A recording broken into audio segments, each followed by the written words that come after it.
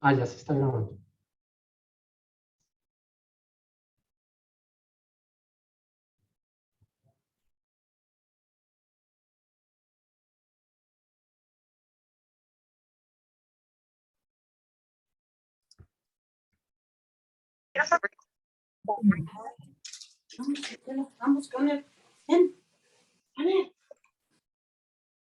Perfecta, no se rebulle ni nada, pero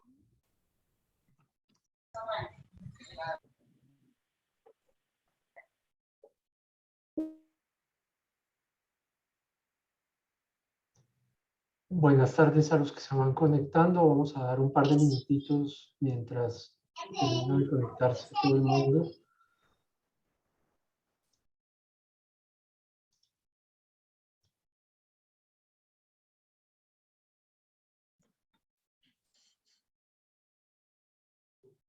Aquí ya se va conectando la gente.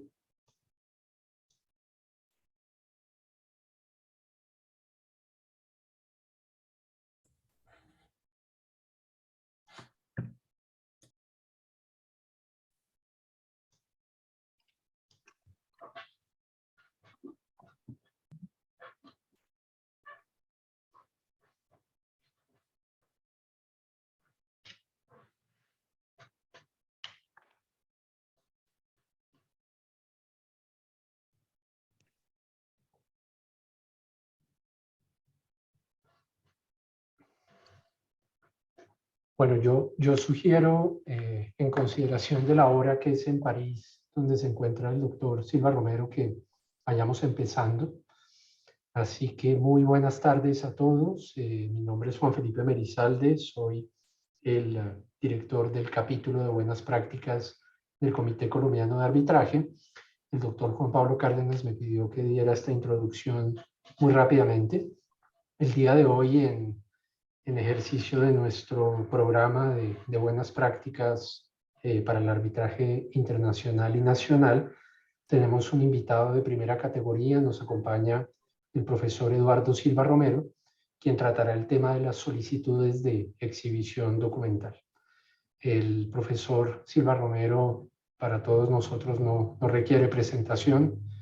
Diría que, salvo su pésimo gusto por el fútbol, es un digno abogado de arbitraje y un total honor para nosotros como colombianos. Así que, Eduardo, sin más preámbulo, le doy de una vez la palabra.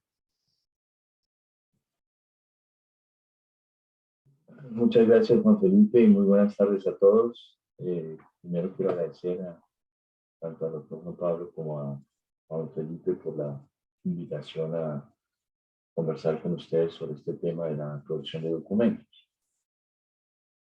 Ya tuve la oportunidad de conversar con ustedes, quizás hace algo más de un año, o menos de un año, ya no recuerdo, sobre el mismo tema en otro marco distinto, que fue aquel del Comité de Arbitraje de la CCI Colombia. Entonces, para aquellos que participaron en dicha conversación, pues habrá algunos puntos inevitablemente similares, pero evidentemente desde allí mi pensamiento sobre este tema de la exhibición de documentos ha evolucionado.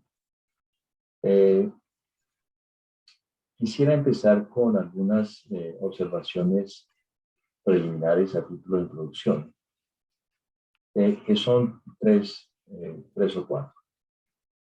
La primera es que cuando hablamos de exhibición de documentos, no debemos olvidar que estamos hablando de documentos. Si pasamos a la siguiente diapositiva, y por lo tanto estamos hablando del tema de la prueba. Es decir, si solicitamos que se exhiban documentos, es porque necesitamos esos documentos para probar algún hecho que será a su turno fundamental para probar algún supuesto fáctico de una norma jurídica o de una cláusula contractual. Lo que quiero subrayar en primer lugar es que hablar de exhibición de documentos no es algo que esté aislado dentro del marco de un arbitraje internacional, sino que se trata de una arista de un tema mucho más complejo, que es el tema de la prueba. Dentro de ese tema de la prueba, una segunda observación me parece muy importante, y es que todos sabemos que en materia probatoria existen unas reglas, y una de ellas es la relativa a la carga de la prueba. Entonces, cuando se habla de exhibición de documentos, se está hablando de algo necesariamente complejo, porque se trata de que una parte le está pidiendo a la otra que exhiba documentos por regla general que necesita para probar su caso. Esta idea, que ya veremos viene más de los sistemas anglosajones, es una idea que a muchos nos preocupa cuando venimos de una cultura de derecho romano germánico. Es decir, si necesitamos documentos que tiene la otra parte para probar el caso, inmediatamente tenemos la idea de que va a ser difícil que probemos nuestra posición. Pero ya regresaré sobre eso. Lo que me interesa subrayar es, como ya dije primero, que el tema de exhibición de documentos es un tema relacionado con la prueba. Segundo, que en el tema de exhibición de documentos, la regla de la carga de la prueba tiene una importancia fundamental. Y tercero, dentro de las observaciones preliminares, también me parece importante mencionar que yo creo que en el arbitraje internacional, como diría yo en cualquier procedimiento contencioso, los documentos siguen siendo las pruebas reinas. Mucho estudiamos nosotros sobre la confesión como un modo de prueba reina, pero como todos ustedes saben, la confesión no es una prueba de recibo en el arbitraje internacional. De tal manera que los documentos adquieren muchísima importancia en el arbitraje internacional, y también tienen esa importancia porque la credibilidad que se le da a la prueba testimonial en el arbitraje internacional no es considerada. Para darles un ejemplo concreto, yo recuerdo un árbitro internacional muy reconocido que siempre ha dicho que él solo cree lo que los testigos dicen cuando lo que dicen va contra la parte que los presentó. Entonces, si ese es el estándar que uno ve en cuanto a la credibilidad de los testigos, pues eso subraya aún más la importancia de la prueba documental contemporánea a los hechos para probar las posiciones de las partes. Cuarta observación, también a título de introducción, antes de entrar un poquito más en materia, es, como ya mencionaba, este tema de exhibición de documentos se dice en el arbitraje internacional que tiene su origen en lo que llaman la discovery en el procedimiento contencioso anglosajón. Vemos una muestra de ello en la diapositiva en este momento. Ahora, yo no estoy tan seguro de eso. En la medida en que es posible pedir la exhibición de documentos en derechos romano-germánicos. En el derecho francés, por ejemplo, el Código de Procedimiento Civil prevé una serie de instancias en las que se pueden pedir documentos a otra parte. En Colombia lo vemos también en los arbitramentos, es decir, la posibilidad de exhibición de documentos, no solamente de la contraparte, sino también de terceros, lo que es realmente extraordinario, a mi modo de ver, comparado con otros sistemas de arbitraje en el mundo. Es decir, que los tribunales de arbitramiento en Colombia puedan tener el poder de ordenar la exhibición de documentos a terceros que no son parte del arbitraje, es algo que sale de los estándares que uno observa, por ejemplo, en Europa. Si pasamos a la siguiente diapositiva, aquí llego a mi última serie de observaciones preliminares. Y es que independientemente de que la exhibición de documentos provenga o no de los derechos de estilo anglosajón, Lo que sí es claro es que esta fase de producción de documentos ha llegado al arbitraje internacional para quedarse. Para muchos, el arbitraje internacional, en cuanto a su procedimiento, intenta hacer una síntesis entre lo que se encuentra en el procedimiento anglosajón y el procedimiento de derecho civil, y dentro de esa síntesis se habría agregado un componente del sistema anglosajón que sería la etapa o la fase de exhibición de documentos. La verdad, cuando se observa un poco el procedimiento que se ha adoptado más o menos de manera homogénea en los arbitrajes internacionales, es inevitable darse cuenta que en lugar de una síntesis, muchas veces el procedimiento del arbitraje internacional parece una acumulación de etapas que vienen de procedimientos distintos.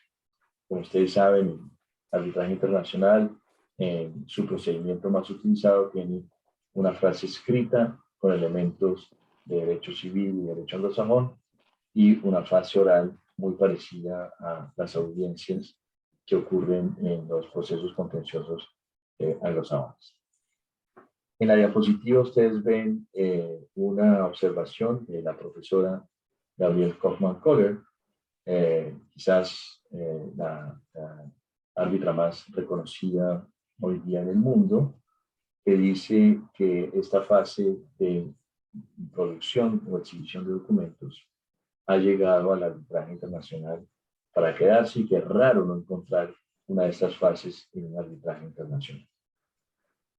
La pregunta, dice ella, sin embargo, y es allí donde las cosas empiezan a complicarse y las buenas prácticas vienen a cumplir un rol. La pregunta es, ¿cómo debe el tribunal arbitral ejercer su discreción de ordenar o no la exhibición de documentos? Esto es, ¿qué requisitos o condiciones se deben observar para que un tribunal ordene la exhibición de documentos? Y en el arbitraje internacional existe un texto que ustedes ven a la derecha de la pantalla, que comprende las reglas que se han consensuado para, en la mayoría de los casos, tratar el tema de la exhibición de documentos.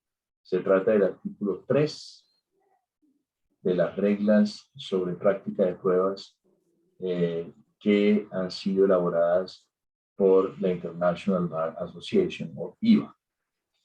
Y en ese artículo 3 ustedes verán sobre todo el artículo 3, párrafo 3, que es el que comprende las diferentes condiciones que deben reunirse para que una solicitud de exhibición de documentos sea considerada como bien realizada. Aquí quería yo detenerme sobre un tema que es, a mi modo de ver, el principal problema de estas fases de exhibición de documentos en el arbitraje internacional. Si ustedes ven el artículo 3, párrafo 3, literal A, lo que llaman Romanito 2, o número 2, ahí ustedes verán que una solicitud de exhibición de documentos debe contener una descripción suficientemente detallada, incluido el tema, de una restringida y específica categoría de documentos. Y aquí me detengo. Es decir, en el arbitraje internacional, según el modelo más utilizado, que es este de la IVA, la solicitud de documentos puede versar sobre un documento específico.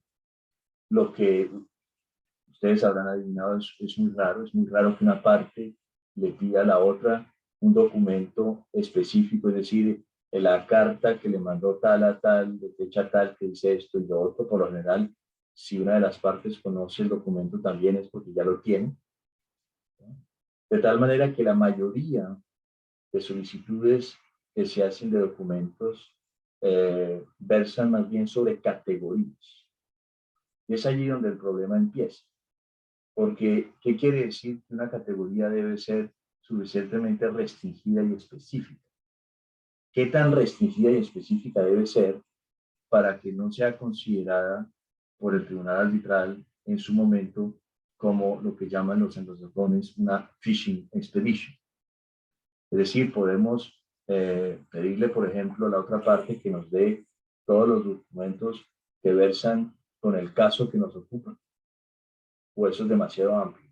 O debemos pedirle las facturas que fueron expedidas por la empresa tal dentro del periodo que va de la fecha 1 hasta la fecha 2 y que tiene que ver con la cláusula tal del contrato tal. Entonces, esos dos ejemplos de una categoría muy amplia con una categoría un poco más restringida, les debe dar a ustedes ya el sentimiento de la cantidad de posibilidades que pueden existir entre estos dos extremos y donde tanto las partes como los árbitros encuentran siempre complicaciones es en decidir si categorías que están entre estos dos extremos son lo suficientemente restringidas o específicas. Es también este requisito de determinar con suficiente especificación y de una manera suficientemente restringida la categoría de documentos que se ha prestado a que, sobre todo, abogados que vienen del derecho romano germánico critiquen esta fase del arbitraje internacional. De una manera resumida, la crítica es, o se resume en la siguiente pregunta: ¿cómo es posible que una parte pueda pedirle a la otra toda una serie de categorías de documentos que no tiene para intentar probar su caso? Cuando esa parte, si empezó, por ejemplo, el arbitraje, si es la parte demandante, pues ha debido empezarlo porque ya tenía suficientes elementos de prueba para sustentar su caso. Pero resumiendo, y esta es la última observación preliminar, yo sigo pensando que el corazón del problema, desde un punto de vista jurídico, de la producción o exhibición de documentos en el arbitraje internacional, tiene que ver con la posibilidad de pedir categorías de documentos, tal y como lo prevé el artículo 3, párrafo 3, literal A, romanito 2, de las reglas de la IVA sobre la práctica de pruebas. Dicho todo esto, quería ya, para pasar a las buenas prácticas, y hecha esta introducción, quería pasar a discutir 5 problemas fundamentales en el tema de la exhibición de documentos en el arbitraje internacional que deben ser afrontados a través de lo que Juan Felipe en su grupo llama las buenas prácticas. Y si pasamos a la siguiente diapositiva, vemos que el primer problema que se plantea en todo arbitraje internacional es si se quiere o no incluir una fase de exhibición de documentos. Ya sabemos lo que la profesora Kaufman-Kohler dice, y es que en la mayoría, si no en todos los arbitrajes internacionales, siempre hay una fase de exhibición de documentos. Ahora, la pregunta que tanto las partes como los árbitros se deben formular al principio del arbitraje si quieren esa fase de producción de documentos. No debemos olvidar que el principio esencial de estos procedimientos es la flexibilidad, la adaptabilidad, y por lo tanto puede que las partes simplemente no necesiten pedirle documentos a la contraparte, que ya tengan todo lo que necesitan y por lo tanto no pidan que haya una exhibición de documentos y esa fase no se prevé. Ahora, yo creo que los abogados, como los niños, apenas nos dan un nuevo juguete, pues nos gusta jugar con él. Y desde que entró esta fase de producción de documentos al arbitraje internacional, es muy raro que cuando los árbitros le preguntan al principio del arbitraje a las partes si quieren o no una fase de producción de documentos, es muy raro que digan que no.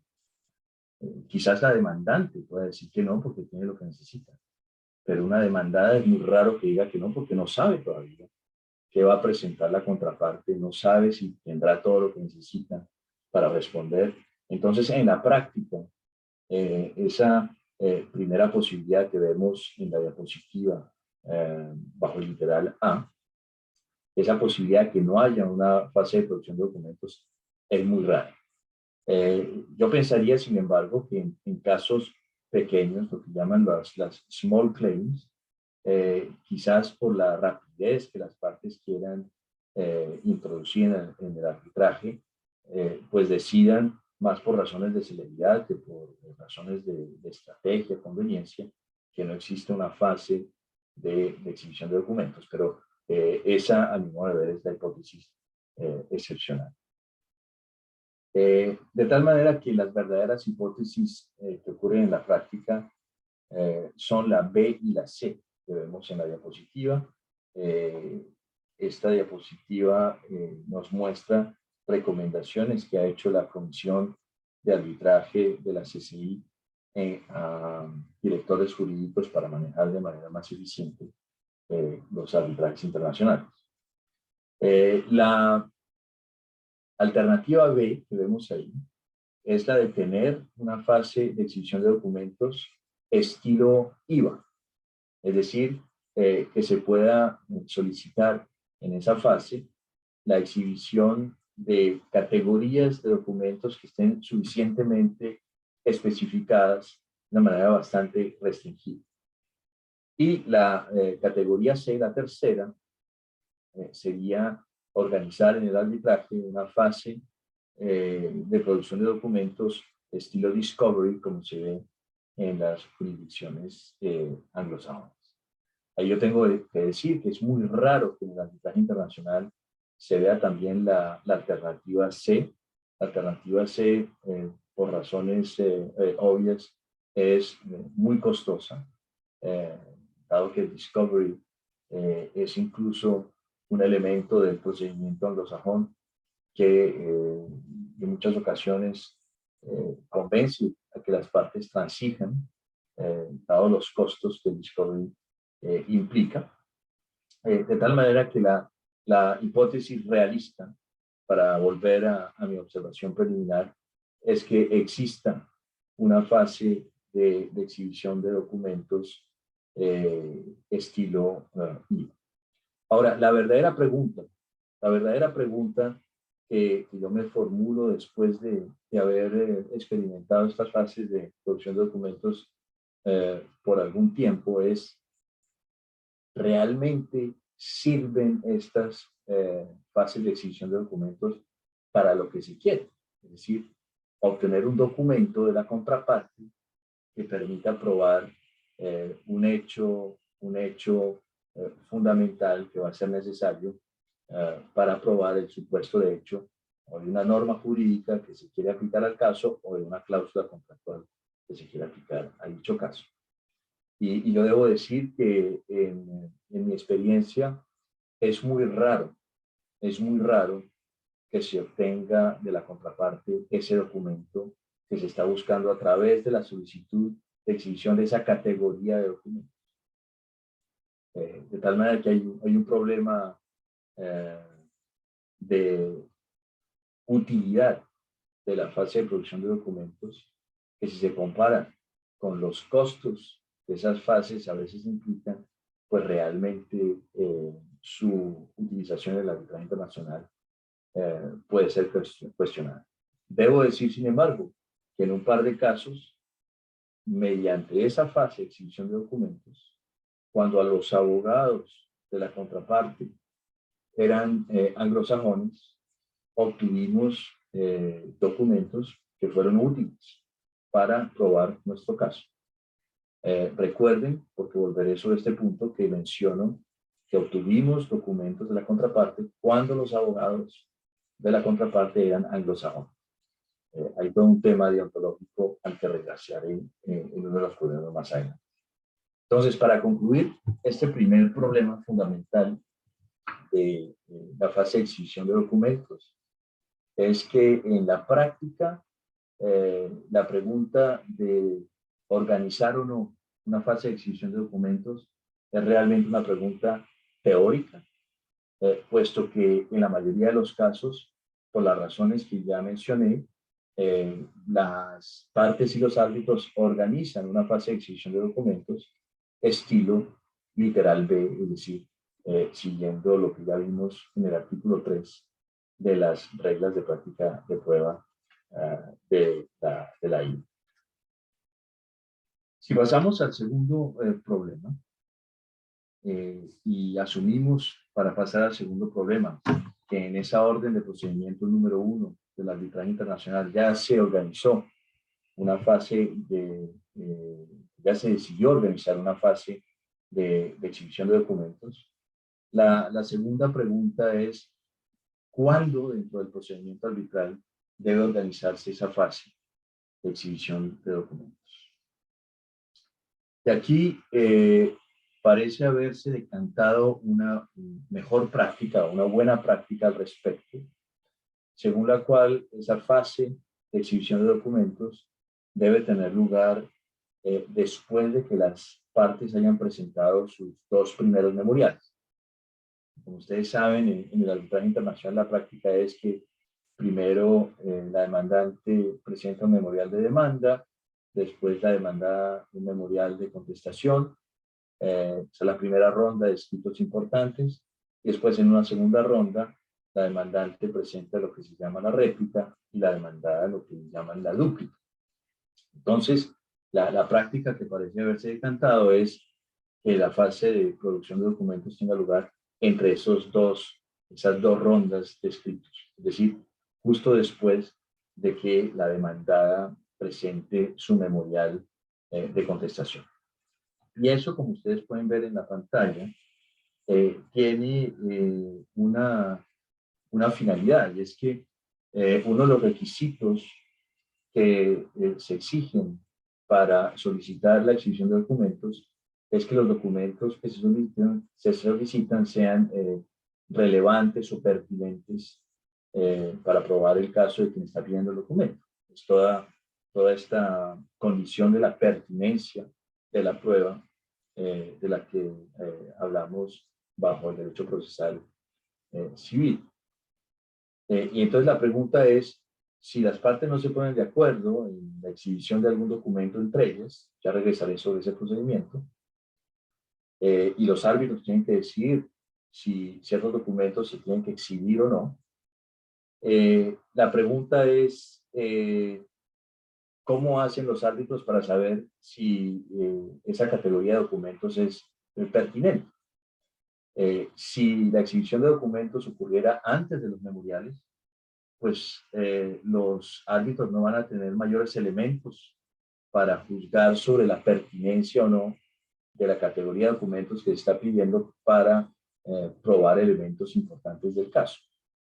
Mientras que, por lo menos en teoría, se asume que después de que las partes presenten sus dos primeros memoriales junto con toda la prueba que viene a fundamentar los argumentos en esos memoriales, en ese momento ya los árbitros van a tener suficientes elementos para poder juzgar la pertinencia de la solicitud de cada categoría de documentos.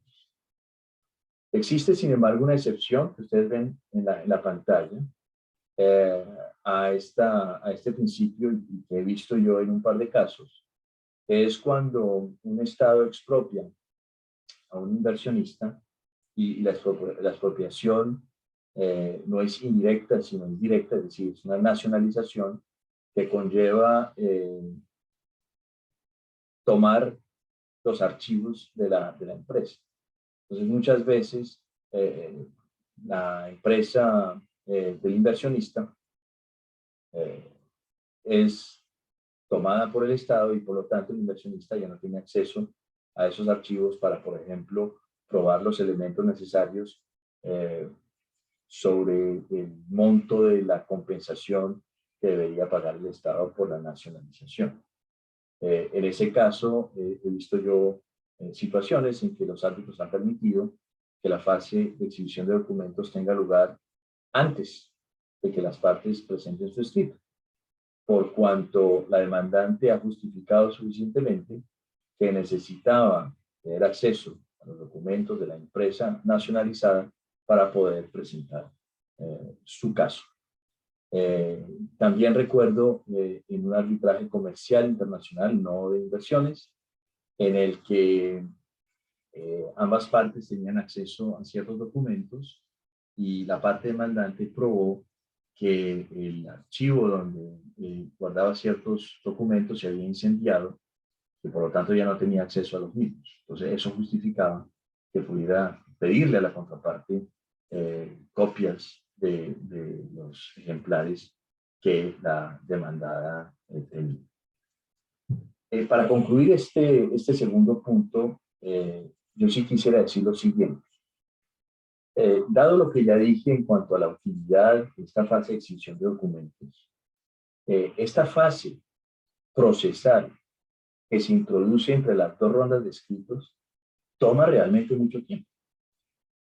Es decir, hay toda una serie de plazos que se organizan para que las partes primero se presenten entre ellas las solicitudes de documentos, las partes entre ellas se pueden poner de acuerdo en intercambiar los documentos solicitados o no, y solamente en aquellos casos en donde no hay acuerdo, pues las partes recurren al tribunal para que el tribunal analice las solicitudes y decida si ordena o no la exhibición.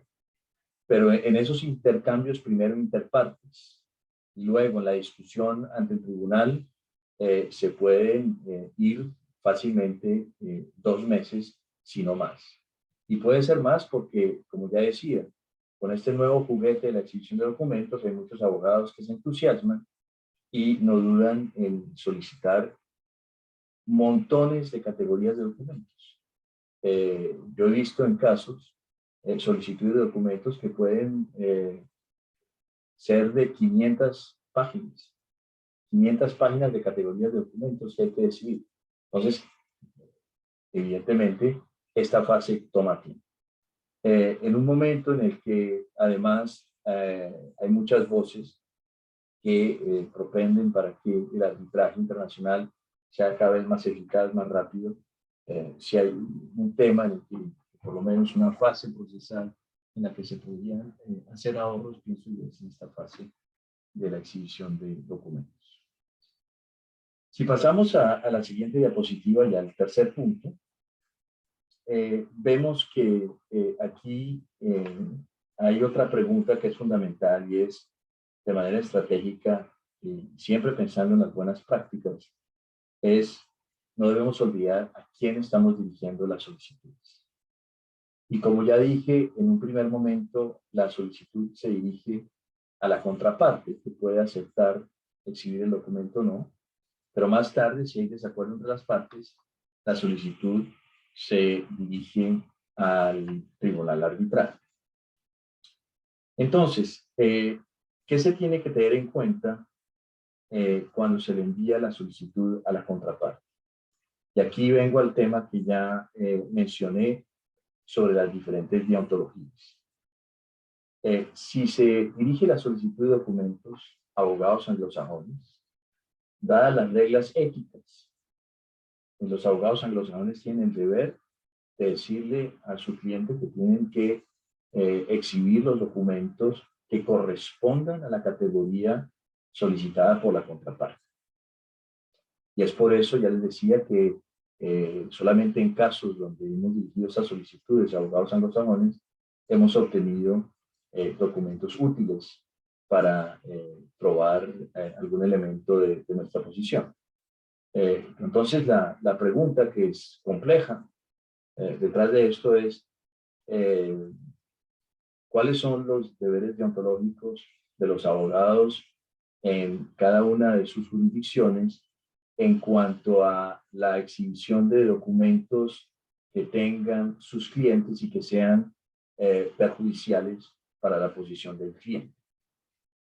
Yo recuerdo un abogado español contando una anécdota de que un cliente le había enseñado una caja con ciertos documentos y cuando el abogado vio un par de ellos le dijo, no, llévese esos documentos y escóndalos donde pueda. ¿Es eso conforme a la deontología del abogado en España, parecería que sí. Parecería que el abogado en España solo debe decirle al cliente, mire, usted tiene que producir o exhibir estos documentos, pero yo no lo puedo obligar. Si usted no quiere, no los produzco. Mientras que un abogado anglosajón tiene que decirle a su cliente, usted tiene la obligación de exhibir esos documentos.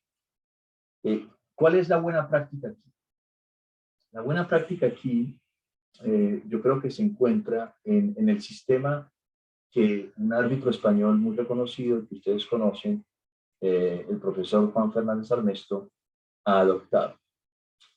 Juan Fernández Armesto, siendo consciente de estas diferencias deontológicas entre jurisdicciones, y dado que en el arbitraje confluyen diferentes culturas jurídicas, diferentes deontologías, etc., en su orden procesal número 1, en cuanto al tema de la exhibición de documentos, exige que los abogados líderes de cada una de las partes, durante la fase de exhibición de documentos, firmen toda una serie de certificaciones bajo el honor de que le han dicho a su cliente que tiene que exhibir documentos, que han verificado que todos los documentos que el cliente tenía y debía exhibir los ha exhibido, etc. Es cierto que detrás de esa buena práctica o táctica para hacer que el nivel deontológico de quienes participan en el arbitraje sea el mismo, no tiene sanciones. Es decir, va a ser muy difícil descubrir si el abogado líder, cuando certificó lo que certificó, dijo no verdad. Pero por lo menos abogados, pensaría uno, que participan en estos procedimientos, van a pensar 2 veces antes de mentir y firmar un documento que sería claramente falso, pensando además en las consecuencias que el descubrimiento de que el documento es falso podría tener en la carrera de un abogado o del otro. Entonces parecería que ante esta dicotomía de ontologías, esa orden procesal de Armesto viene a crear unas cargas procesales, diríamos nosotros, en el arbitraje internacional, que pueden ayudar a sobrepasar esos problemas éticos. Si pasamos a la siguiente diapositiva, les decía que en un segundo momento de este procedimiento de exhibición de documentos, la audiencia a quien las partes se dirigen son los árbitros. Y allí también hay algo para considerar y una buena práctica también para discutir. Lo que hay que considerar, a mi modo de ver, es la cultura jurídica de los árbitros. Puede haber una mezcla entre árbitros anglosajones y árbitros de la civil law, pero el punto es que existe hoy día, pensaría yo, una gran diferencia entre 2 tipos de árbitros. Hay una categoría de árbitros, por lo general son árbitros de la civil law, que consideran que una parte solo puede pedir documentos a su contraparte que le permitan satisfacer su carga de la prueba.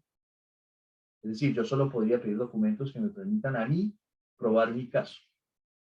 Y por lo tanto, la solicitud de exhibición de documentos no puede tener ningún otro objetivo.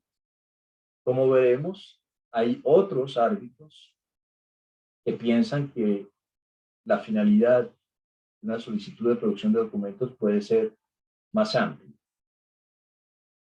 Yo creo que la buena práctica, evidentemente yo estoy muy influenciado por la familia romano-germánica o el proceso civil, yo pienso que la buena práctica para limitar estas fases de producción de documentos debería ser que una parte solo puede pedir documentos que necesite para probar sus pretensiones o su caso o los supuestos fácticos de sus pretensiones, etcétera, etcétera.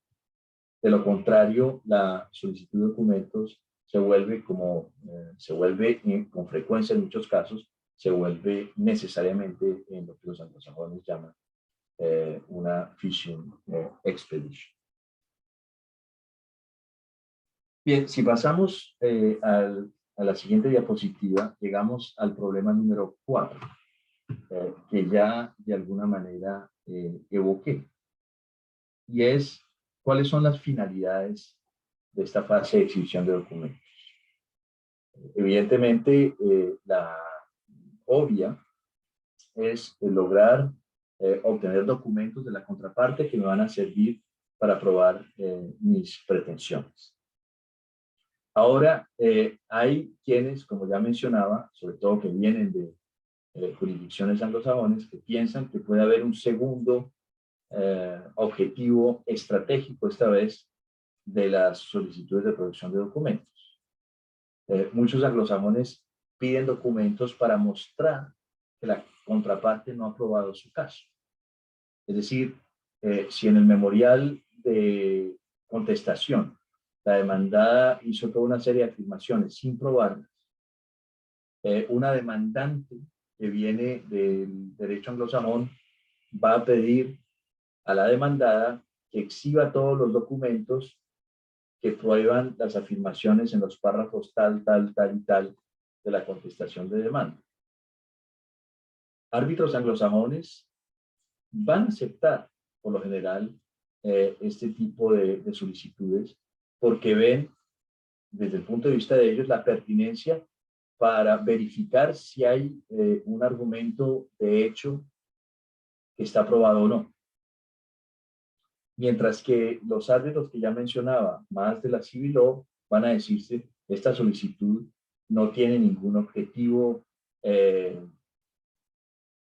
práctico en la medida en que todo esto se resolvería aplicando la regla de la carga de la prueba. Es decir, si la demandada hizo unas afirmaciones sin probarlas y tenía la carga de probarlas, pues simplemente el tribunal va a tenerlas como no probadas, y esto es algo que la demandante podrá alegar en su siguiente memorial, el memorial de réplica, sin tener que complicar el procedimiento con una serie de solicitudes de documentos que lo único que quieren es mostrar que alguien no probó algo. Y un último punto que quería hacer es que a veces es esencial solicitar documentos, así se sepa que la contraparte no los va a exhibir, si el tribunal los logra ver como suficientemente identificados y ordena su exhibición. Porque a partir del momento en que un tribunal arbitral ordena su exhibición y la parte a quien se le ordena exhibir no exhibe, la contraparte podrá más adelante solicitar que el tribunal infiera consecuencias negativas por la no exhibición. Yo debo decir que esta consecuencia de no exhibición, que se cita con mucha frecuencia como una arma eficaz contra aquellos que no exhiben documentos que tienen que exhibir, no me parece tan eficaz en la medida en que yo no he visto el primer tribunal que decida un caso sobre la base de lo que llaman inferencias negativas. Si es muy raro que un tribunal diga, bueno, como esta parte no exhibe este documento, es porque este hecho debe tenerse como probado, y al tenerse como probado, aplicando esta cláusula, llegó a esta consecuencia favorable a la contraparte. De tal manera que las inferencias negativas realmente, hasta donde yo he podido ver, parecen interesantes desde un punto de vista teórico, pero son lamentablemente teóricas. Entonces, la buena práctica me parece a mí para limitar los excesos de estas fases de exhibición de documentos es la de realmente incluir, y así lo he sugerido yo sin éxito, en las reglas de práctica de la prueba de la IVA, el requisito de que solo se puedan solicitar documentos que tiendan a satisfacer la carga de la prueba de quien solicita dichos documentos.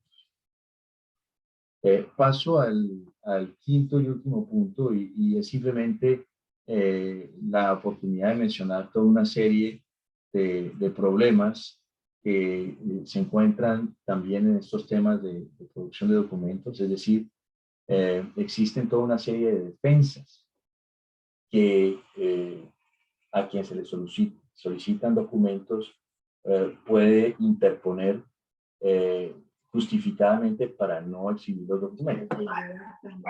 No solamente existe el argumento de la falta de pertinencia de una solicitud de documentos, también existe la noción de privilege, que nosotros llamamos, que es algo distinto, el secreto profesional, es decir, documentos que fueron elaborados por un abogado para darle un concepto a un cliente, están protegidos por el privilege en las jurisdicciones anglosajonas, por el secreto profesional en las jurisdicciones de derecho civil, y no deben ser exhibidos, están protegidos. Ahora, yo debo decir que en arbitramentos en Colombia me ha llamado mucho la atención encontrar que se exhiben sin mayor reparo una cantidad de conceptos jurídicos que fueron dados durante, por ejemplo, la elaboración de la licitación o durante la ejecución del contrato. Sí, son documentos que por lo general son supremamente útiles, hay que decir, porque uno encuentra allí pues, cuál fue la opinión jurídica que se dio en su momento para adoptar una cláusula, por ejemplo. Y pues, sobre esa base las decisiones se pueden tomar con mayor conocimiento. Sin embargo, es muy raro en el arbitraje internacional que conceptos jurídicos sean exhibidos. También he visto muy discutido en arbitrajes internacionales si los directores jurídicos de las empresas, que se llaman los in-house counsel, están protegidos por este privilegio, por este secreto profesional. En los Estados Unidos, en Inglaterra, no hay ninguna duda al respecto. Desde una reciente decisión de la Corte de Casación francesa, tampoco hay ninguna duda en Francia. Fue una revolución aquí en cuanto a que los directores jurídicos ahora se ven protegidos, es decir, sus documentos no deben ser exhibidos si en ellos le han dado una opinión jurídica a la junta directiva o al gerente de la empresa o al presidente de la empresa. Sin embargo, yo encuentro que en América Latina ese es un tema que no está totalmente claro. Yo no sé si en Colombia, por ejemplo, lo que digan los directores jurídicos está protegido por el secreto profesional. Yo pensaría que hay dudas, que puede haber dudas al respecto.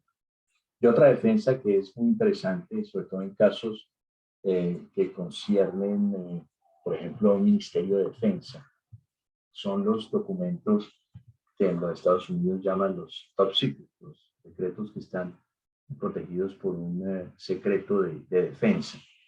Y he visto pues, temas muy interesantes donde solo muy pocas personas pueden acceder a ciertos documentos, por cuanto cada estado rige quién puede o no tener acceso a documentos que están cubiertos por este secreto de defensa.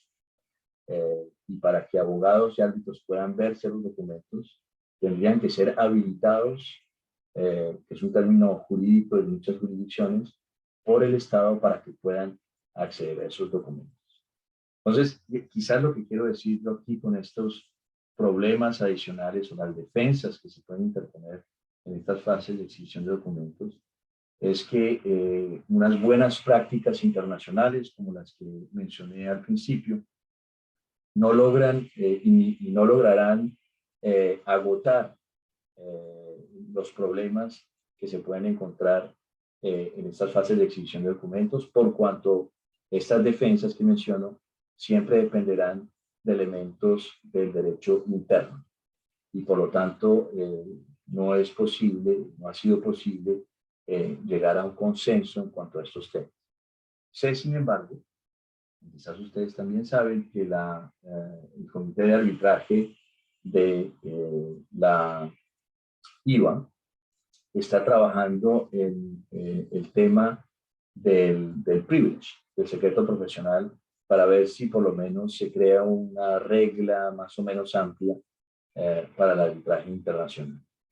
Este es un tema muy controvertido porque evidentemente hablar de privilege es adoptar un elemento más del sistema anglosajón y por lo tanto yo auguro que habrá mucha contradicción y mucha discusión antes de que en el sistema que propone la International Bar Association se incluya un régimen sobre privilege.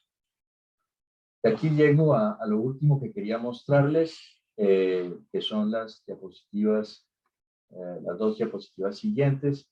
Este es el modelo que, como muchos de ustedes saben, sin duda se sigue en los arbitrajes internacionales para, en la práctica, presentar solicitudes de documentos. Entonces hay que decir que este modelo es una buena práctica que ha sido adoptada durante mucho tiempo en el arbitraje internacional. Este cuadrito fue inventado por un abogado inglés, uno de los padres fundadores del arbitraje, Alan Redfern. Entonces se llama la Redfern Schedule o la tabla Redfern. El pobre Alan Redfern siempre lo asociarán con esta tabla. Ese es el destino de algunos. Y ven ustedes que esta tabla primero es la que se intercambia entre las partes y eventualmente, cuando hay desacuerdos, le llega al tribunal. Entonces ustedes ven que en una columna está el número de la solicitud, después la descripción de lo que se pide, después cuál es la relevancia, etcétera, de lo que se pide. Después la tabla la responde la contraparte diciendo estas son mis objeciones a exhibir, y en la siguiente columna está la respuesta a las objeciones. Al final está la decisión del tribunal. Ustedes estarán ya familiarizados, y aquí en la siguiente diapositiva ustedes pueden ver la misma tabla, pero ya completada con un ejemplo ficticio, para que ustedes puedan ver cómo se ven en la práctica esta solicitud de documentos.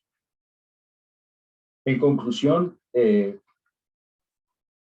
me provoca decir que la mejor práctica hoy día, o la buena práctica que se podría adoptar en cuanto a la solicitud de documentos, esta fase de exhibición de documentos, debería ser limitarla lo más que se pueda para evitar que los arbitrajes internacionales se descarrilen, como ocurre con alguna regularidad, en razón del abuso que se ve en lamentablemente bastantes arbitrajes de esta fase de exhibición de documentos. De tal manera que las buenas prácticas que mencioné tienden a limitar de la mejor manera posible esa fase inevitable hoy día de exhibición de documentos. Muchas gracias. Doctor Eduardo, ¿me escuchan? Sí. Muchas gracias, doctor Eduardo. Qué pena que no les pude dar la bienvenida a todos porque tenía un problema técnico. Muchas gracias por su autorizada, completa exposición. Pero hay un pequeño tema que yo quería preguntarle, porque en arbitraje doméstico, sobre todo, se ve un problema que muchos han sufrido, y es que solicitan exhibición de documentos por categorías más o menos amplias. Una parte presenta los documentos para que la otra los examine, y simplemente la otra pide que todos se incorporen.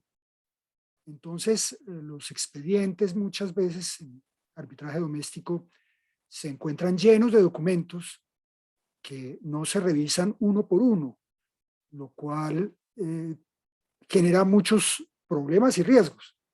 Son expedientes gigantescos. ¿Cuál debe ser una buena práctica en ese contexto? Doctor Eduardo, usted ha tenido seguramente experiencias parecidas. ¿Qué es lo que se debe hacer para aportar los documentos que son exhibidos? ¿Deben aportarse todos ellos simplemente porque fueron los exhibidos? ¿O debe haber un proceso de selección para exhibir lo que realmente es relevante para el caso? Sí, yo creo que la respuesta, doctor Juan Pablo, está inevitablemente en su pregunta. Yo sí creo que tiene que haber un filtro antes de que todos esos documentos exhibidos se incorporen. En el arbitraje internacional lo que se ve es lo siguiente, o lo que ocurrió muchas veces es lo siguiente, que es la teoría de la inundación. Se le pide a la contraparte que exhiba documentos y le mandan 10 cajas con documentos, y diciendo que esto responde a la categoría tal. Cuando uno empieza a ver esos documentos, se da cuenta que solo hay muy pocos que realmente responden a la categoría. Entonces, dado el sistema que se ha creado en el arbitraje internacional, hay una oportunidad de denunciar eso. ¿Sí? Esto que nos han mandado no responde, ninguno responde, o solo muy pocos responden, y nos faltan estos, etc.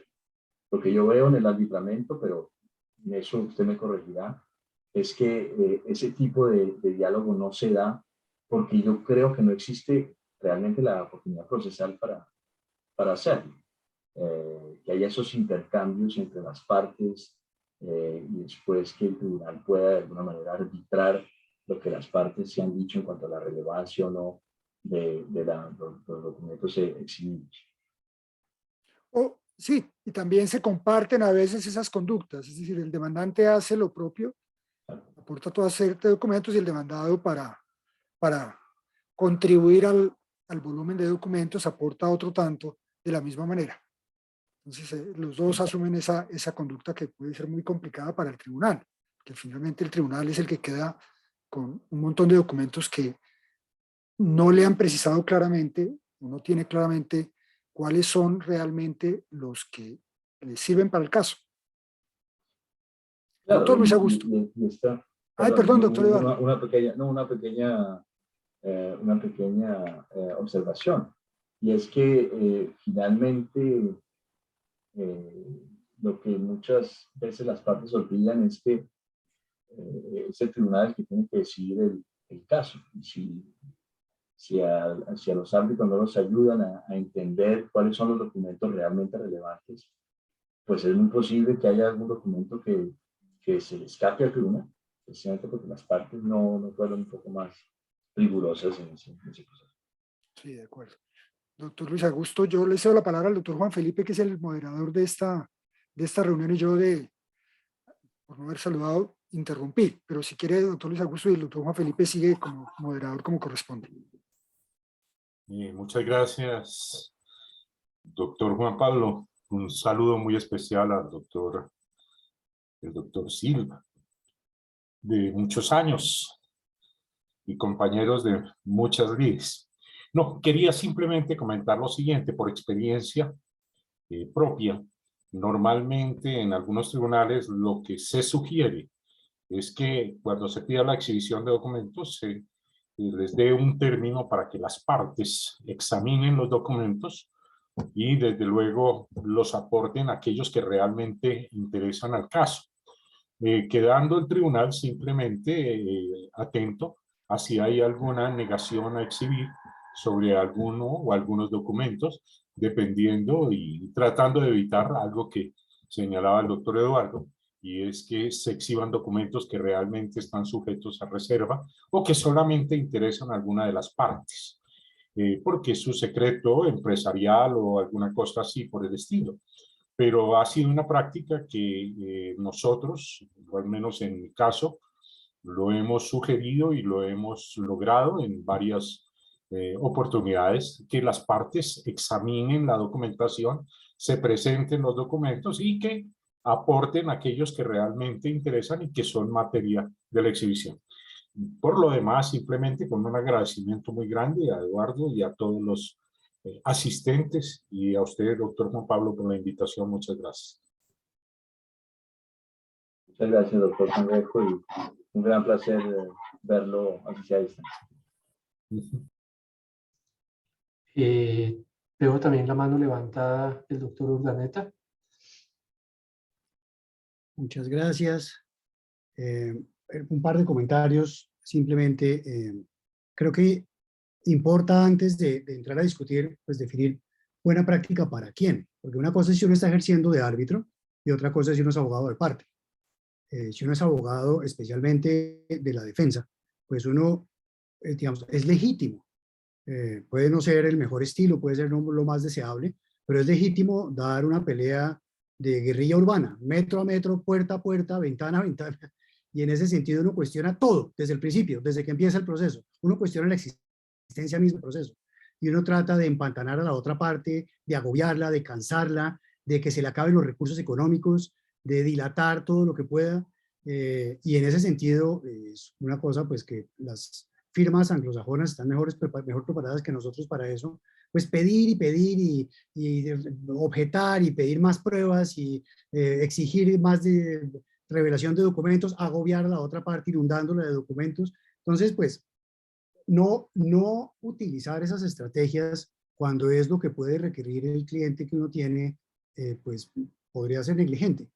Los tiempos en que el arbitramiento eran un procedimiento de caballeros en que todo el mundo trataba de ser sensato y coherente, pues esos tiempos pasaron hace mucho tiempo y a uno le toca lidiar con de todo, tanto como árbitro como parte. Una de las posibilidades que hay en el aire es que uno de pronto quiere es transar el pleito. Y para transar el pleito uno trata de enredar el procedimiento del arbitraje todo lo que pueda para que la otra parte tenga un incentivo para transarlo. Entonces, pues digamos, quería hacer esa precisión sobre buenas prácticas para quién. Segundo comentario, que creo que de pronto le aclara un poco al doctor Silva, el secreto profesional está protegido en la Constitución, en Colombia, en el artículo 74. Es inviolable. La duda es qué constituye secreto profesional, que nos lleva también al tema del privilege en el derecho anglosajón, y es que no toda comunicación entre su abogado y su cliente es privileged, y mucho menos cuando es in-house counsel. Hay muchas comunicaciones que si no versan sobre un tema de asesoría jurídica son revelables, ¿no? Pero parte del tema también es si a uno le piden, dependiendo de en qué posición esté, si a uno le piden que revele una comunicación con su abogado, pues uno alega secreto profesional y lo pelea y lo patalea como gato patas arriba hasta que no le quede más alternativa que revelarlo si es el caso. Pero es importante tener presente que el privilege tiene un montón de limitaciones y que esas limitaciones cambian de estado a estado en los Estados Unidos. Esas reglas en Estados Unidos no son federales, son estatales.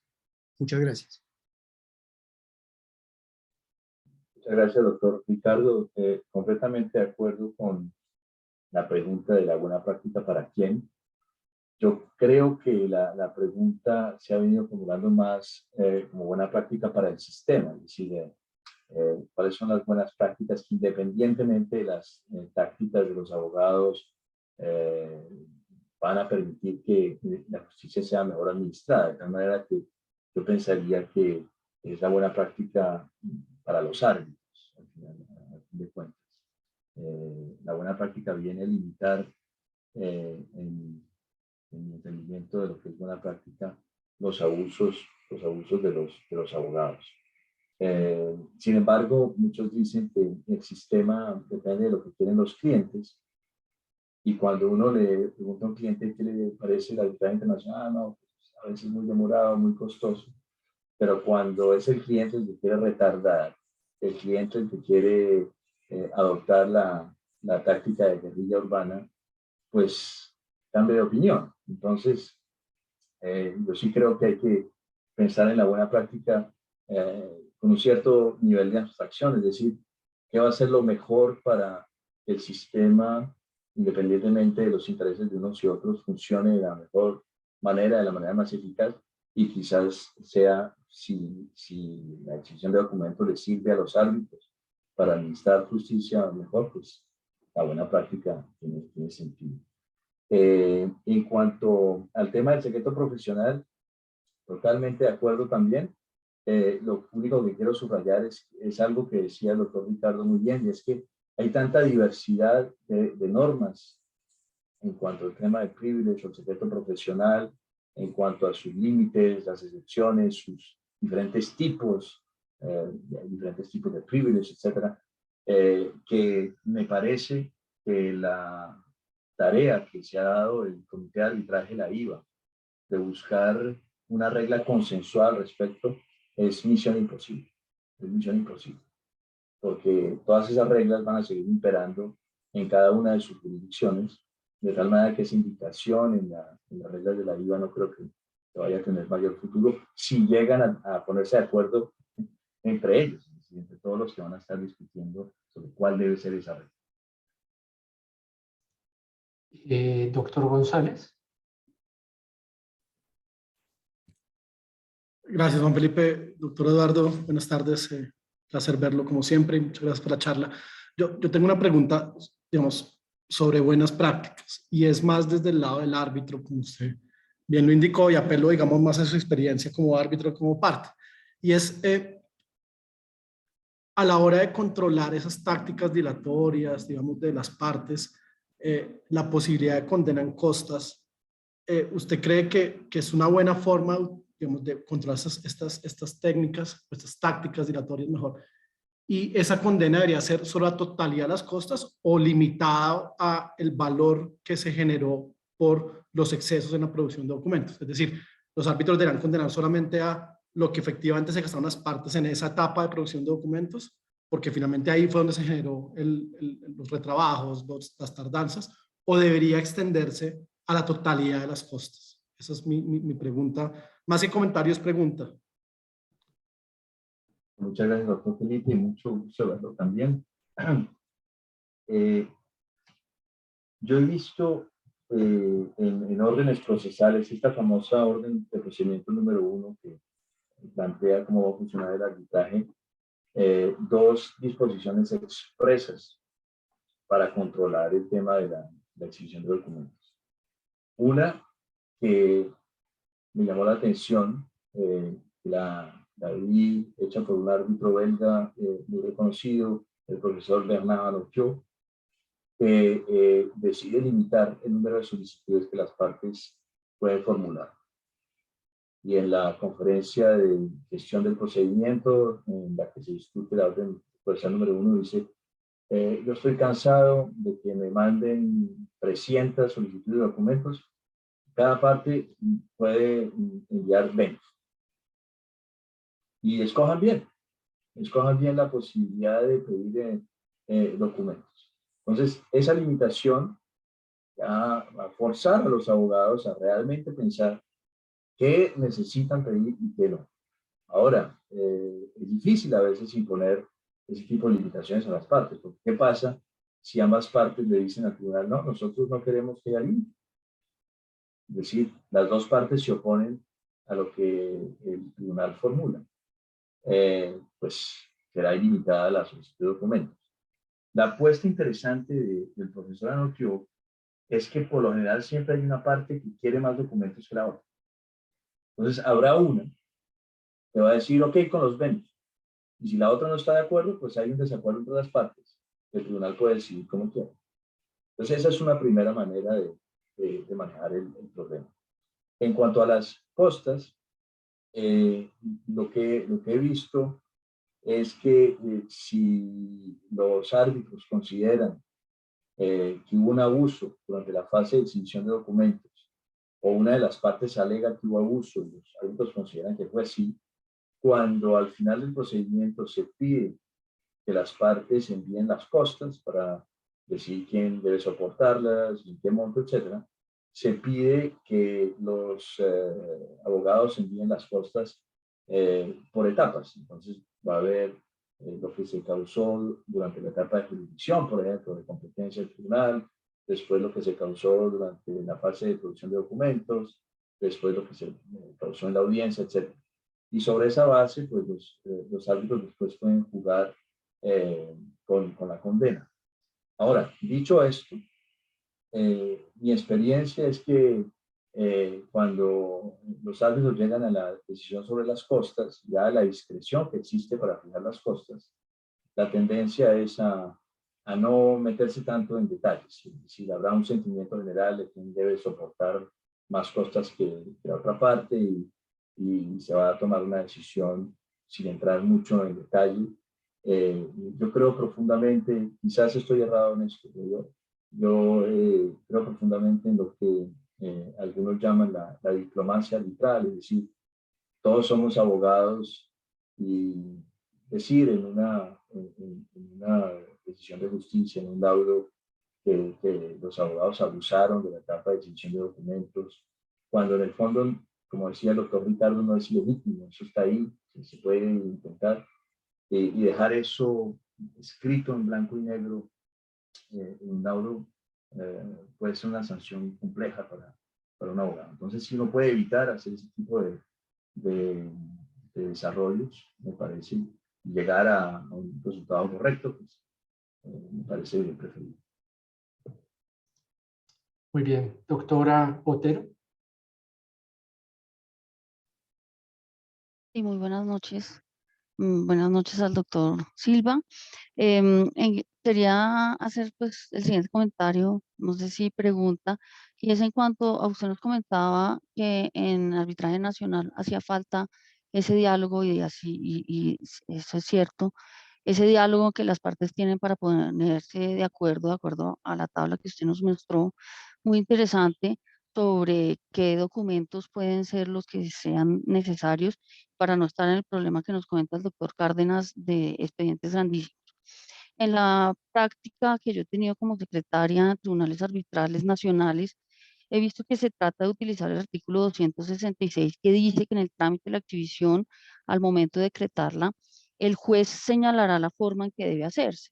Y allí se ha intentado tratar de decirle a las partes que tienen que enviar con anterioridad, sobre todo en la virtualidad, con anterioridad los documentos que serán puestos de presente a la otra parte para cuando se llegue a la audiencia de exhibición, ya ambas partes hayan dicho qué se presentó y qué hace falta. Entonces, si bien claramente se echa de menos ese diálogo que usted nos comenta de la forma pues tan técnica con esa tabla, existe, digamos, al menos en la práctica, los tribunales han tratado de tomar esa oportunidad teniendo en cuenta, digamos, el árbitro como director de la audiencia para poder tratar de concentrar un poco los documentos. Sin embargo, pues sí estamos muy lejos de tener ese diálogo fluido que usted habla. Pero simplemente quería contarle que se ha tratado de hacer algo con ese artículo 266. Gracias. Eduardo, si me Doctor, permites un comentario. por supuesto, por supuesto.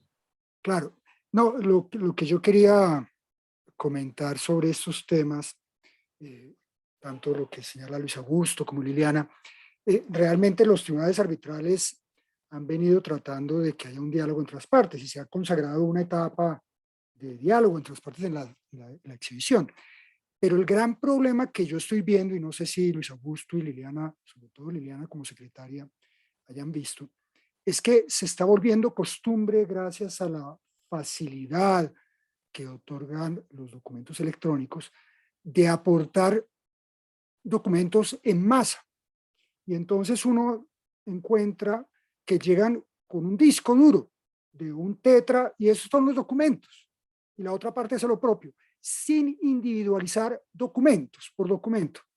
Entonces, el árbitro se enfrenta a 3 discos duros de un tetra, me ha pasado, y no hay en el expediente una relación detallada de lo que contiene ese disco duro, simplemente correspondencia entre tal y tal fecha, pero no cada carta ni indicando, como he visto que ocurre en algunos países me ha sorprendido que los documentos producto de la exhibición se aportan indicando uno a uno, no por bloques, sino uno a uno, e indicando por qué son relevantes para el proceso, cosa que me sorprendió en un país que me tocó ver esa práctica. Entonces, ese es el problema que se está viendo como que yo creo es una práctica que no le ayuda a nadie en arbitraje internacional, porque además eso está causando o causa un riesgo muy grande, para mi gusto, que todavía no se ha materializado, pero algún día se puede materializar, que dentro de esos discos duros que se aportan al proceso, exista algún documento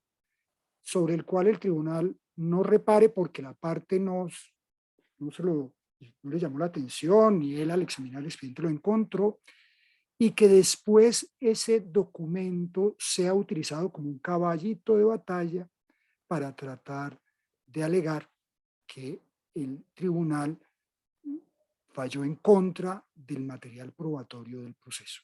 Entonces, ese es el problema que yo estoy viendo en la exhibición de documentos. No sé si Liliana lo ha tenido, de pronto sí, porque como ya tiene secretaría de tribunales importantes, pero hay ese problema, aportar documentos en bloque y no individualizados, ni explicando la relevancia de cada documento, incluso con la demanda, la contestación, en todas esas partes. No sé si a Liliana le haya ocurrido eso. Sí, es muy frecuente, es prácticamente la regla general que se envían documentos. Por un lado, se piden todos los documentos y hay uno, al momento del decreto, trata de concentrarlos, pero de todas formas las peticiones siguen siendo todos los documentos, toda la correspondencia de tales años y tales años.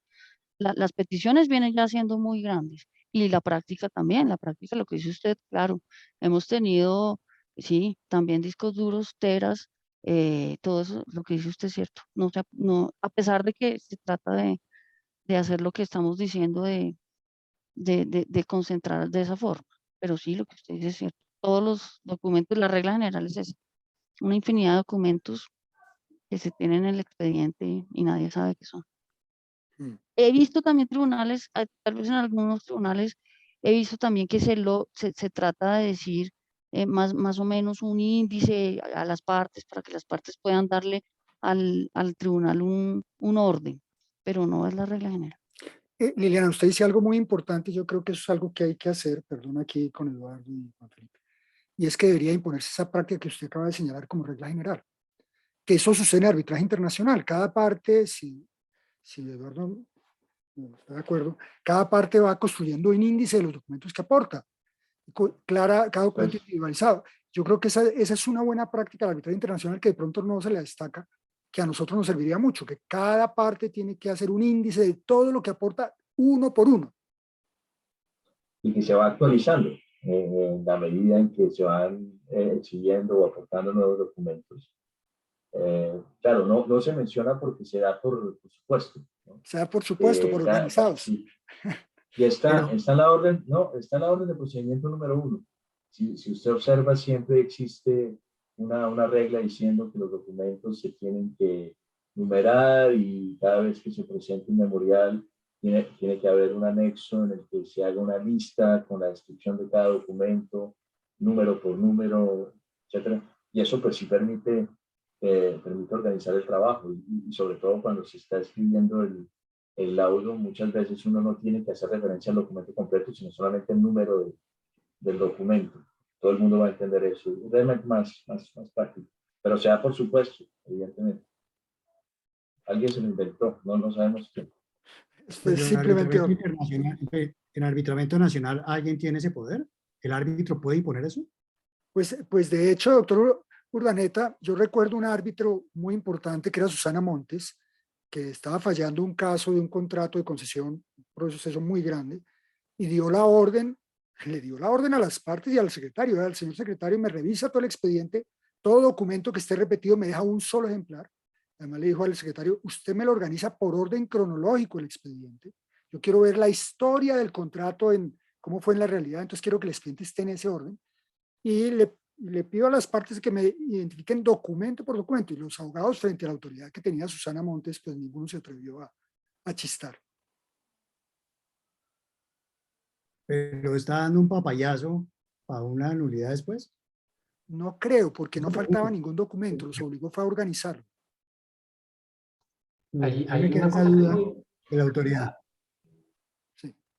Hay dos prácticas que son muy importantes. La primera es aprovechar más la primera audiencia, ya sea la primera audiencia de trámite o después, para establecer la regla claramente. Yo les quiero mostrar muy rápidamente. Este es un ejemplo de una orden procesal número 1 en un caso CCI, y ahí indica que las partes deberán identificar cada documento, no presentar grupos de documentos, cada documento separado con una nomenclatura consecutiva C1, C2, sucesivamente para la demandante, y R1 y R2 y así sucesivamente para la demandada, pero también la obligación de que cada vez que se presentan nuevas pruebas hay que seguir el orden consecutivo y presentar un índice consolidado.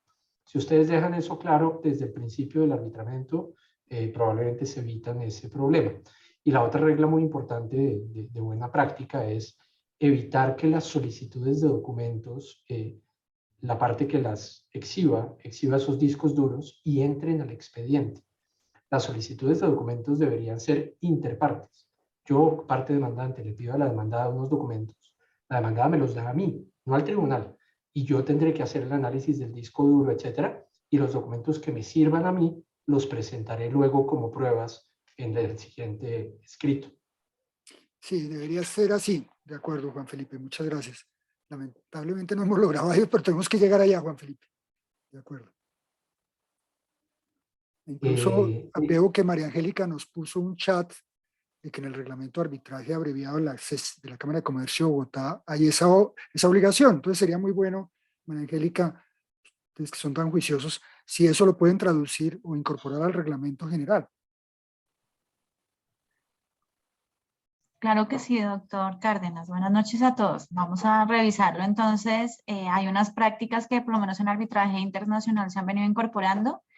Un vehículo o una forma inicial de introducirlo en el nacional ha sido en el arbitraje abreviado, pero creo que sí hemos intentado generar algunas directivas, incluso por el tema de los documentos electrónicos y la disponibilidad posterior de esa información, porque las extensiones se vuelven muy largas y la información no se puede recuperar. Eso, desde la gestión misma del documento, pues trae bastantes inconvenientes y creo que sí vale la pena desde la perspectiva del expediente digital empezar a acotar este tipo de situaciones. Muy querida María Angélica. Sí, perdón, Juan Felipe, yo aquí. Por favor, doctor, adelante. No, tranquilo. Si quiere, seguimos con Ángel Castañeda. Sí, perfecto. Sí, buenas noches. Muchas gracias al doctor Juan Pablo y a todos los participantes. Yo quisiera poner dos temas un poco para agrandar, digamos, el problema y tratar de encontrar una solución.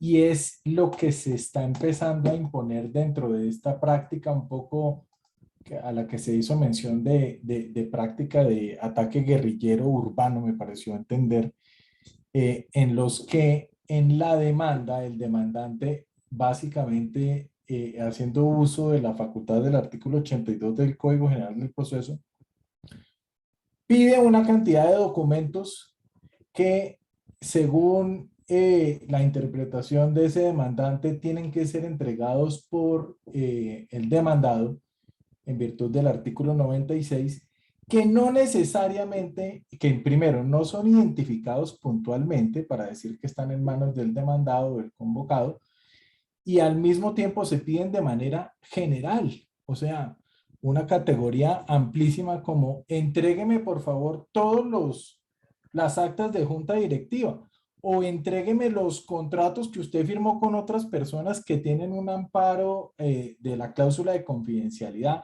etcétera. Y eso tiene varias preguntas. ¿Qué pasa con los documentos reservados? ¿Tengo yo que entregarlos o no tengo que entregarlos?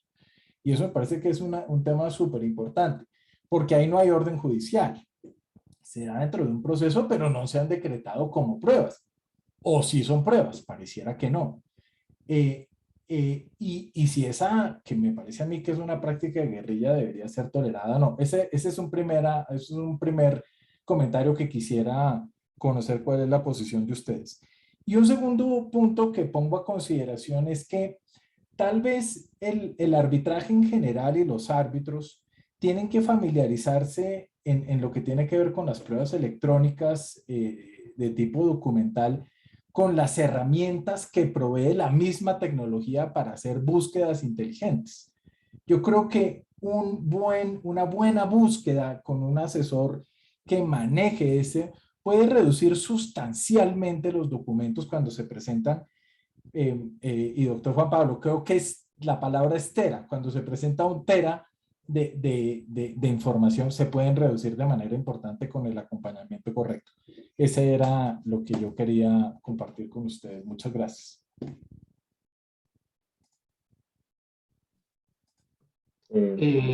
Sobre lo segundo, Juan Felipe, muy rápidamente, yo sí puedo decirles que he visto en la práctica anglosajona toda una serie de programas muy interesantes que llaman de e-discovery, que utilizan precisamente algoritmos para identificar cuáles son los documentos relevantes y pertinentes. Pero eso es dentro de una filosofía donde se produce o se exhibe todo y hay que ver de todo eso que se exhibió dentro de la Discovery qué sirve y qué no sirve. Para eso hay todos unos sistemas de selección que tienen tanto los abogados como eventualmente incluso los jueces, entiendo yo. En cuanto a lo primero, sí, yo encuentro que esas solicitudes de exhibición que son muy amplias no deberían ser permitidas. Yo me pregunto si una manera de limitarlas en Colombia, pero aquí realmente no estoy, no tengo certeza, es la noción de pertinencia. A veces pedir todos los documentos, pues eso no es pertinente, lo pertinente va a ser algo mucho más restringido.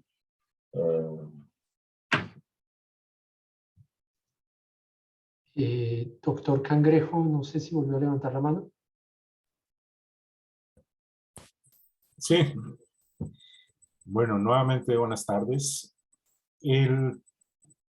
Varios aspectos. Uno que se tocó tangencialmente, pero que ha sido materia de algunas opiniones. En primer lugar, la conducta de las partes, la conducta procesal de las partes, en mi concepto, y desde luego así lo consagra la ley, es parte del tema de decisión. Todo lo que tiene que ver con la temeridad, mala fe, en fin, lo que sea, desde luego, bajo los principios generales y de acuerdo con la ley, desde luego forma parte del tema de decisión. Y desde luego, en la sentencia o en el laudo, el juez o el tribunal tendrá que, desde luego, tomar las decisiones o las determinaciones que correspondan, teniendo en cuenta la conducta de las partes. Sobre el tema de la exhibición, pues yo creo que el tema se vuelve álgido o se vuelve problema en el momento en que se ha decretado la prueba. Y desde luego, no antes.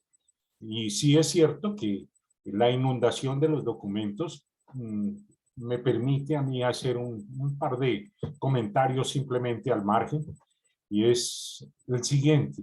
Muchas veces los abogados de las partes, en su exposición de sus alegatos, de sus argumentos de bien probado, los alegatos de conclusión, muchas veces no tienen el cuidado, desde luego, de identificar los medios de prueba que desde luego soportan la consecuencia jurídica que están proponiendo y desde luego en abono a sus intereses dentro del proceso.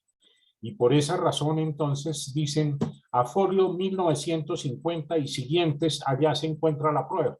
Pero desde luego ponen a los árbitros en ese trabajo, como decía Juan Pablo. Sí, muchos se pierden, algunos son repetidos, otros no tienen desde luego la relevancia o la importancia que se requiere para resolver el caso. Yo, en la experiencia, desde luego trato siempre de sugerir, desde luego, que se haga referencia a los documentos, individualizándolos y desde luego relevando en cierta medida la importancia o la trascendencia mejor que tienen en eso. Y comparto lo que acaba de decir el doctor Eduardo en cuanto a que debe examinarse un poquito con más rigor el tema de la pertinencia de la exhibición de los documentos, porque esa generalización de todos los documentos, la totalidad de los documentos, la totalidad de la correspondencia, desde luego yo creo que ahí valdría la pena, desde luego, no se podría decretar si hacemos un examen un poco más serio de la pertinencia de la prueba. Esos serían los comentarios que tendría por hacer y nuevamente mis agradecimientos a todos ustedes.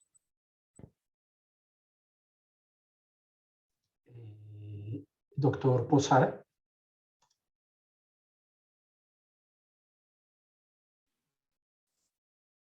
Muchas gracias, doctor Juan Felipe. Muchas gracias al doctor Eduardo por su conferencia. Solo un comentario, y es que pues normalmente cuando se habla de buenas prácticas en algo y sobre todo en estos temas de litigio o arbitraje, digamos que la primera aproximación y creo que con razón es a partir, digamos, de una perspectiva ética de lo que debe ser digamos, el ejercicio de la profesión desde un punto de vista de la lealtad, del decoro, digamos, que nos convoca a todos en el ejercicio. Pero digamos que otra posible aproximación que a veces o que podría tenerse también de las buenas prácticas en el ejercicio es desde el punto de vista estratégico. Y eso también podría constituir un límite a todas esas cuestiones que en este momento varios de nuestros colegas han denunciado y que a veces un poco por límites morales no nos permitimos decir. Yo creo que nuestros procesos formativos, hace poquito le escuchaba a alguien que decía, nosotros nos educaron mandándonos a escribir textos de mínimo un número de páginas o mínimo un número de palabras, cuando la práctica hoy en el mundo es hacia todo lo contrario, hacia decir con un máximo de palabras o con un máximo de páginas. Y a veces ese tipo de expresiones sacuden y la gente dice, pues, ¿cómo nos cuesta pensar en escritos breves, nos cuesta pensar en exhibiciones breves, nos cuesta pensar en anexos breves? Cuando una buena práctica, pues es mi posición, es hacerle al árbitro o al tribunal en general el camino fácil para que resuelva el conflicto.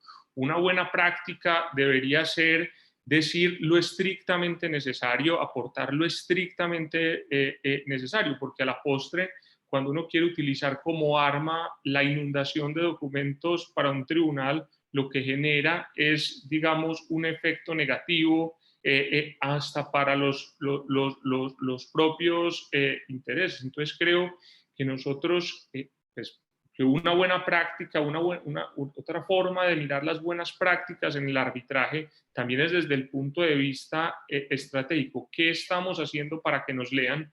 Partiendo de una premisa y que creo que hay que desmoralizarla.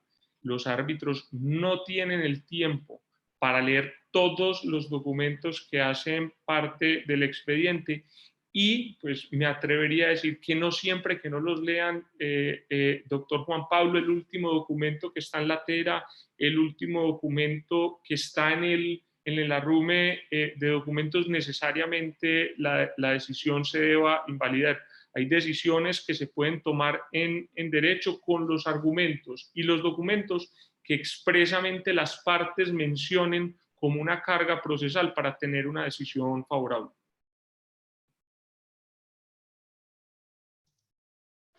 Muchas gracias. A mí ya me está dando un poco de vergüenza con Eduardo, ya van a ser las 2 de la mañana donde se encuentra. Yo tuve que estar muchas madrugadas en esa oficina y no se lo deseo. Vamos Así terminando, Juan Felipe, si le parece para... Sí, no sé, doctor Juan Pablo, si quiera clausurar. Bueno, muchas gracias, Juan Felipe. Muchas gracias, de verdad, al doctor Eduardo Silva, con este esfuerzo gigantesco que significa para él. Gran placer. De verdad, trasnochar y mañana madrugar, atender muchos casos que siempre tiene. De verdad fue muy ilustrativo y realmente siempre hay que pensar en el arbitraje internacional, no como algo que está lejos de nosotros, sino algo cuyas prácticas podemos ir incorporando para hacer mejor nuestra práctica de arbitraje nacional. Y yo estoy seguro de que aunque hay diferencia de regímenes, muchas cosas se pueden ir aproximando y se puede aprovechar todo ese gran cúmulo de experiencias que se han ido construyendo con abogados de distintas jurisdicciones y que han logrado encontrar puntos de confluencia que son los más adecuados para lograr que los conflictos se resuelvan adecuadamente. Entonces, doctor Eduardo, de verdad, muchas gracias por todo esto que usted nos ha compartido. Lo vamos a tener en cuenta, sin duda, en el grupo de buenas prácticas. Como usted habrá visto ya, el Centro de Arbitraje, bajo la dirección del doctor Piedrahíta y la doctora María Angélica Munar, la jefe, como yo le digo, nos está ayudando mucho a mejorar las reglas del arbitraje. De verdad, y muchas gracias a todos por su asistencia y los esperamos en una próxima tertulia. Muchas gracias a todos. Que descanse, doctor Eduardo, que descansen todos. Muchas gracias. Gracias a todos. Doctor Juan Pablo, doctor Juan Felipe.